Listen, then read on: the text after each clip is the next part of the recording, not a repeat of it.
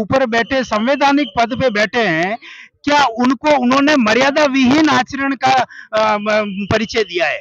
उन्होंने धरना प्रदर्शन कर दिया संसद के बाहर और उसके बावजूद उन्होंने उस मुद्दे को नहीं उठाया कि भाई ये क्यों अंदर तक आ गया। 50 करोड़ की संसद बनी और बनने के बावजूद उसकी सुरक्षा नहीं हुई। गुजरात में हाल देखा है, न्यायपालिका में एक जजों के भी निर्णय को मैनिपुलेट किया जाता है सरकार के द्वारा। ये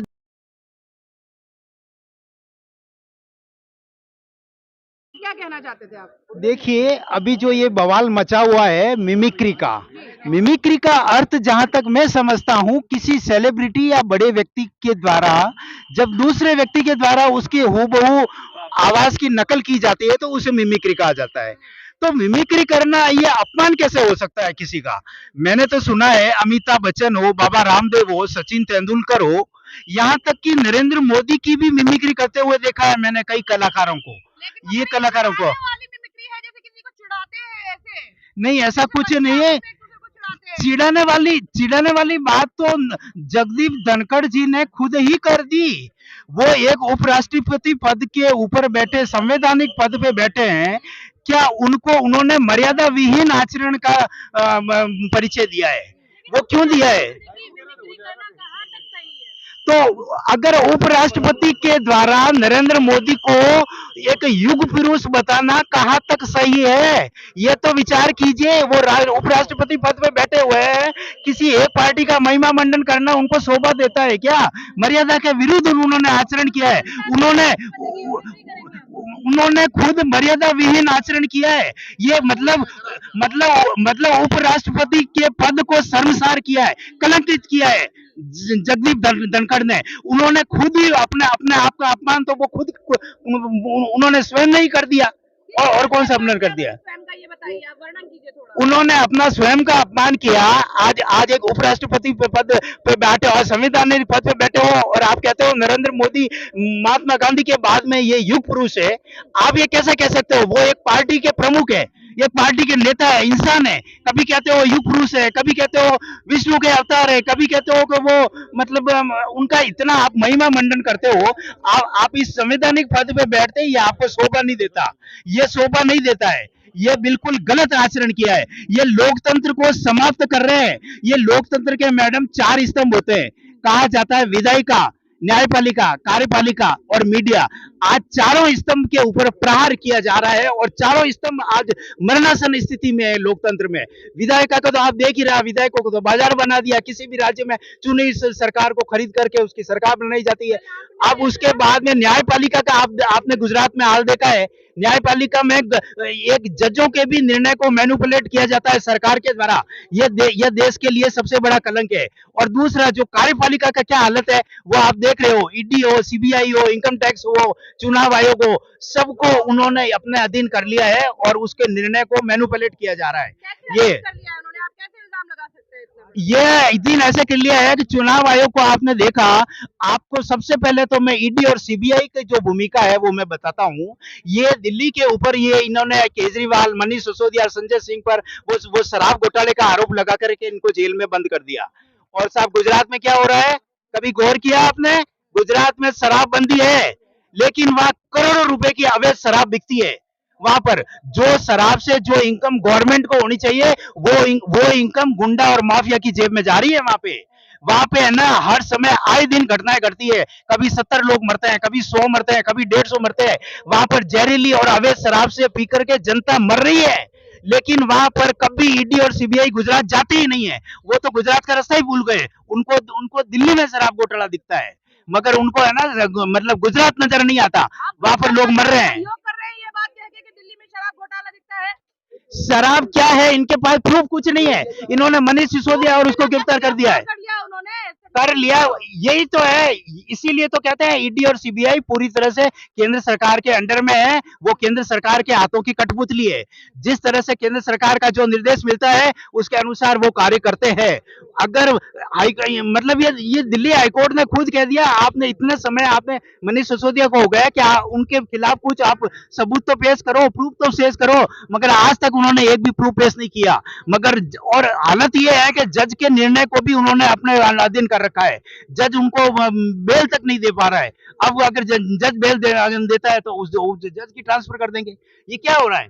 अरे कल आपने जज को भी गुलाम कर दिया। जाट समाज यहाँ पर जंतर मंतर पहुंचा था और ये कह रहे कांग्रेस कि राहुल गांधी जी माफी मांगे जिस तरीके से जगदीश धनखड़ जी की उपराष्ट्रपति की मिमिक्री की, उस पे क्या कहेंगे? कब मांगेंगे माफी वो? नहीं, उन्होंने क्या अपराध किया? वीडियो बनाई है ना उन्होंने।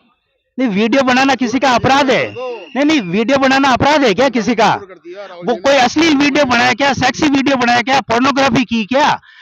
अरे कौन सा कानून में ऐसा लिखा है कि किसी की मिमिक्री करते हुए आप वीडियो नहीं बना सकते? कि किस कानून की किस धारा में लिखा है? मैंने तो सुना है कि पोर्नोग्राफी का आप कोई वीडियो बनाते हो तो अपराध होता है, तो उसमें धाराएं लगती है। मिमिक्री का नहीं है, नहीं है, कुछ नहीं है। मिमिक्री का कोई कानून, कोई ऐसी धारा नहीं है कि आप मिमिक्री करते हुए किसी का वीडियो नहीं बना सकते। अगर ऐसा कानून में अपराध है तो गिरफ्तार कर लीजिए राहुल गांधी को। अगर आपको लगता है कि मिमिक्री कराते हुए वीडियो बनाना अपराध है तो फिर कर लीजिए गिरफ्तार राहुल गांधी को। फालतू की बातें होती है। यह है ना, जब मतलब उपराष्ट्रपति अपने पद का शर्मसार किया है इन्होंने, अपने पद का कलंकित किया है। उनको पद पे रहते हुए नरेंद्र मोदी को युग पुरुष बताना नहीं चाहिए था। कभी युग पुरुष बताते हैं, कभी मतलब ये इतना एक महिमा मंडन करना एक पार्टी का, ये किसी भी तरह से उचित नहीं लगता। आप कह रहे हैं कि राहुल गांधी ने मशहूर कर दिया एक मिमिक्री करने वाले को, ये कैसे कह सकते हैं आप? और उनको आप कह रहे हैं मिमिक्री करने वाले, जबकि वो मिमिक्री करने वाले कोई आर्टिस्ट नहीं है। बताइए। एक छोटी छोटी बातों का मुद्दा बना देती है बीजेपी पार्टी, मुद्दे से यानी असल मुद्दे से भटकाने के लिए। जैसे पहले स्मृति एकदम बोल पड़ी कि जी आंख मारी, आंख मारी, आंख मारी। संसद के अंदर राहुल जी ने मणिपुर के ऊपर जवाब चाहा और उनको क्या दिखाई दी? आंख। अच्छा, उसके बाद में फिर मोदी जी मणिपुर पर नहीं बोलते, किसी और चीज पर नहीं बोलते, बेरोजगारी पे नहीं बोलते। एक आदमी संसद के अंदर तक पहुंच गया, अपने साथ में गैस सिलेंडर लेके, जो छोटा बड़ा कोई भी चीज लेके चला गया, जो कि सुरक्षा के खिलाफ थी, सुरक्षा के हिसाब से जो खिलाफ थी। और बाहर भी 4-6 लोगों ने धरना प्रदर्शन कर दिया संसद के बाहर, और उसके बावजूद उन्होंने उस मुद्दे को तो नहीं उठाया कि भाई ये क्यों अंदर तक आ गया। 50 करोड़ की संसद बनी और बनने के बावजूद उसकी सुरक्षा नहीं हुई। इससे ज्यादा सुरक्षा तो मैडम फिर वाली बात है, कार्रवाई चले, कार्रवाई तो बाद में चल रही है। लोग तो जंगल के अंदर भी सुरक्षा कर लेते हैं। नहीं मैडम, मेरी बात सुनिएगा, आप कार्रवाई चल रही है, कार्रवाई तो बाद में चल रही है ना। पहले ये काम हुआ ही क्यों कि संसद के अंदर एक आदमी ऐसा गैस सिलेंडर लेकर के क्यों पहुंच गया? कार्रवाई तो बाद में चलेगी, पहले नहीं होना चाहिए था। जो आदमी गैस सिलेंडर लेकर पहुंच गया, आदमी बंदूक भी लेकर पहुंच सकता था, वो आदमी बम भी लेकर पहुंच सकता था। ये कार्रवाई तो मतलब बात की बात है मैडम। अच्छा, फिर उसके बावजूद उनके 150 सांसदों को, एमपीओ को संसद से बाहर का रास्ता दिखा दिया गया, वहां पे बैठे। अब बैठा हुआ आदमी कुछ भी कर सकता है। जब एक आदमी खाली बैठ गया, आदमी गुस्से के अंदर से, गुस्से में एक बच्चे ही रोता है तो उसमें क्या क्या नहीं करता वो। ठीक है, उन्होंने मान लो उसकी नकल उतार ली और उन्हें वीडियो बना ली। अपना अपमान किया है। मैंने क्या अपमान, अपमान कैसे हो गया मैडम? अपमान कैसे हो गया? स्टेट पर सैकड़ों कलाकार इस तरह काम करते रहते हैं। मैंने तो कहा कि जैसे मोदी जी ने, शुरुआत तो मोदी ने करी थी ना, ऐसा आग मिचाने वाला काम किसने करा था? मोदी जी ने।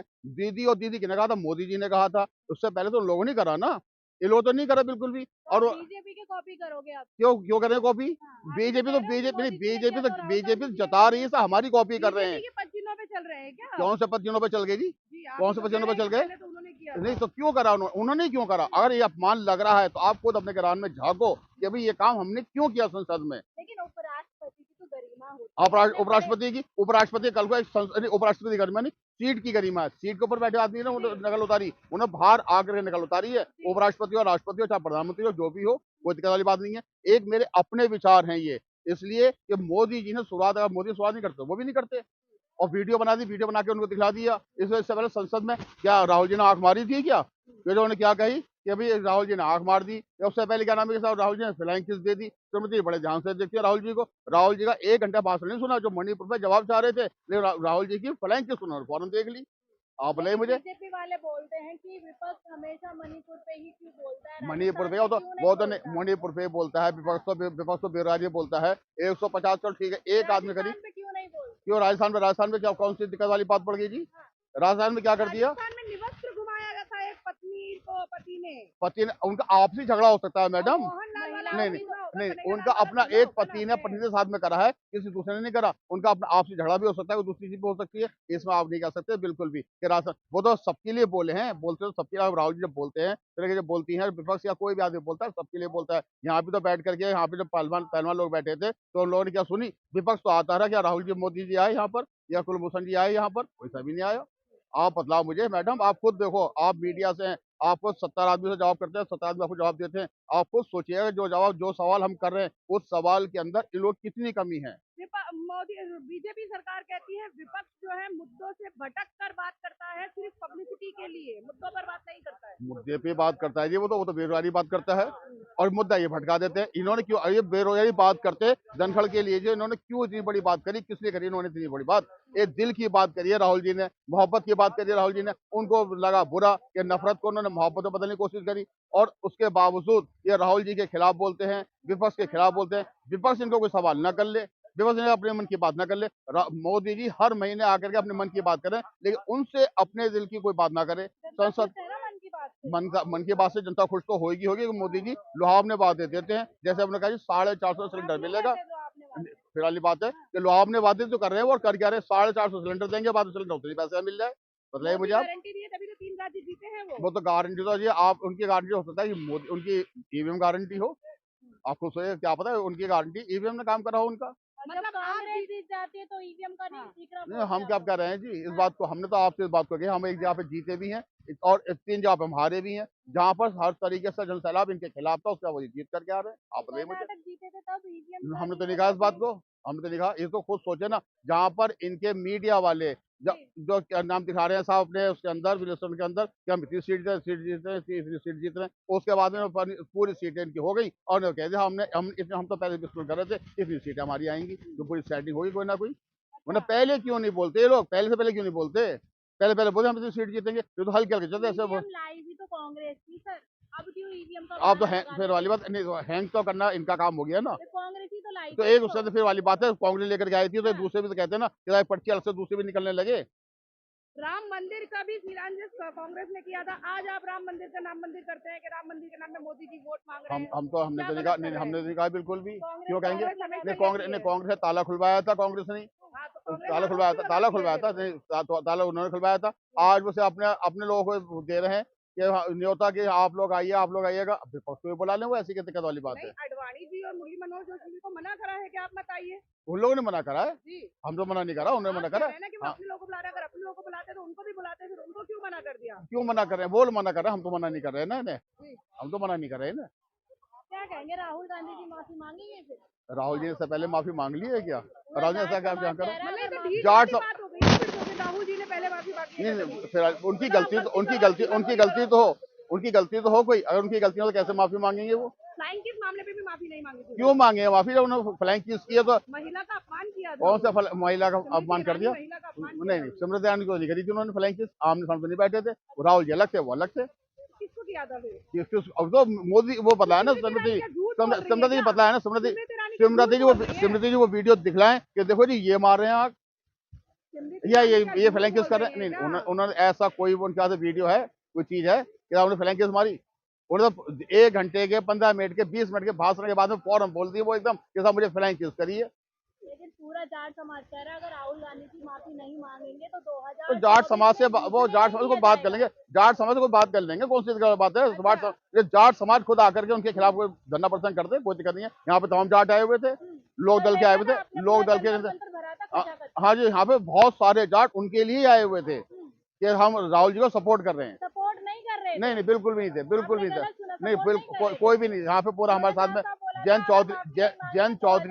चौधरी की पार्टी के तमाम लोग यहाँ पर आए हुए थे और यहाँ पर रहे थे बिल्कुल एकदम, और उन्हें सपोर्ट करने के लिए वो यहाँ पर आए। क्या लग रहा है 2024 में क्या होगा? वो बात एक अलग है मैडम, 2024 में देखा जाए, कुछ अलग बात नहीं है। 2024 देखा जाए, 6 महीने बाकी है। जय हिंद, जय भारत।